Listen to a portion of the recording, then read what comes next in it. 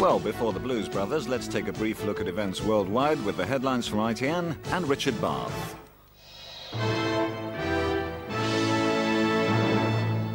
Hopes for a quick settlement in the Beirut hostage crisis have been dashed by Hezbollah, the Iranian-backed extremist group who've set new demands.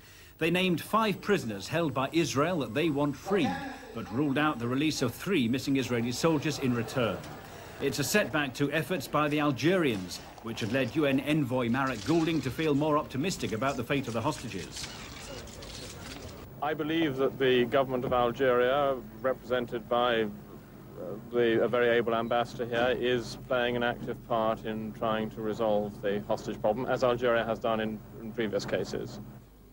The UN hostage investigation switched to the Syrian capital of Damascus when Under-Secretary General MARRACK Goulding arrived from Beirut. But as the United Nations team arrived, Hezbollah denied involvement in negotiations to exchange Western hostages and 3 Israelis for the abducted Shiite cleric and other prisoners in Israel. A serious setback for the diplomatic efforts now being made.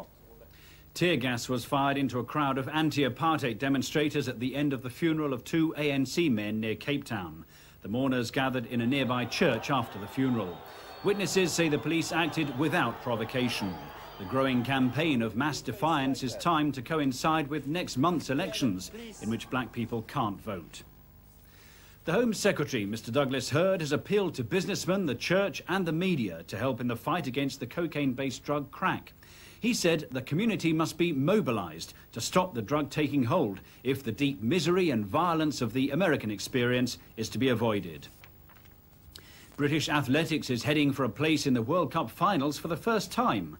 The team's taken a surprising 11-point lead over the Soviet Union in the first day of the European finals at Gateshead. Olympic medalist Linford Christie provided the most thrilling finish of the day in the sprint relay by edging past the Soviet favourite at the line. He stormed home to victory too in the 100 metres. In the javelin, 20-year-old Steve Batley beat the world record holder by 3 metres to become the first Briton to take a major title in the event.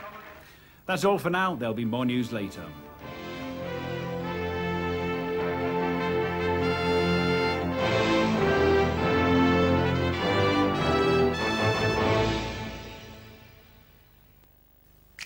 Now a film with music, thrills and great comedy, a film that's become a cult movie, Lose Your Blues with the Blues Brothers.